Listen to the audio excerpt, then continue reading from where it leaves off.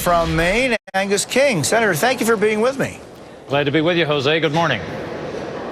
Good morning. You've gotten a front row seat to the partisanship in Congress, something the president promised to end when he first came to office. Is there anything he can say to ease the gridlock and the partisanship over the next 12 months? Well, I think it's going to be tough to do it with rhetoric. I mean, the partisanship is such a way of life. On the other hand, there are some issues that I hope he's going to touch upon. I don't really know. I haven't seen an advanced copy of the speech, so I don't know what he's going to talk about. But there are some issues like college affordability, the opioid, the heroin crisis across the country.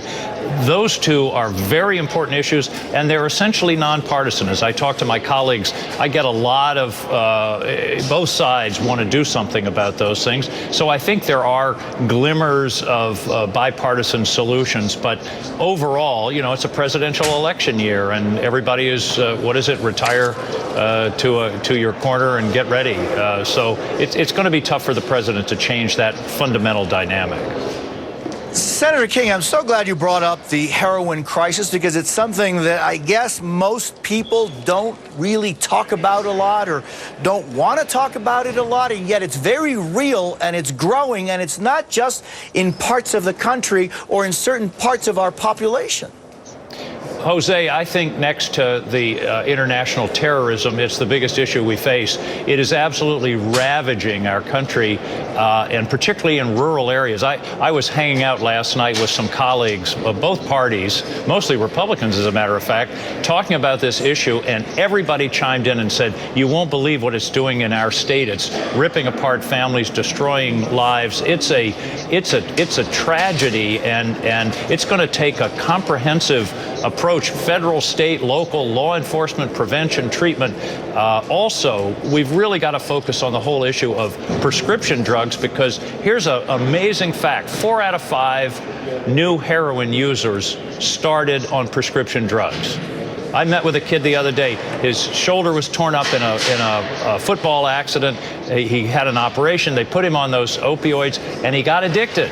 And now his life is a mess, and it's a real tragedy. And I desperately hope the president addresses it, because I think it is something that everybody here realizes is something we've got to address. And there's an appetite for bipartisan action. Senator, you're so right. I mean, prescription drug abuse. There's flakka in the streets of South Florida, heroin, meth. And here in Mexico City, where El Chapo Guzman lies in the same jail from which he escaped last July, he said on an interview just the other day that he didn't think that him being in jail or not is going to make any difference, because he says that the drug consumption in the United States is going to continue unabated.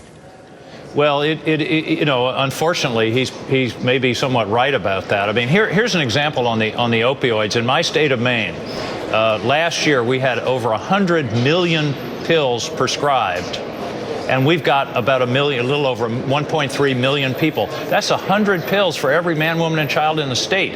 There's something wrong there, and I think that's where we have to start, because that's an open, above-board market where doctors are prescribing, and we've really got to get to the bottom of that, because that's what leads in. Heroin is now the cheaper alternative once you get hooked on the opioids.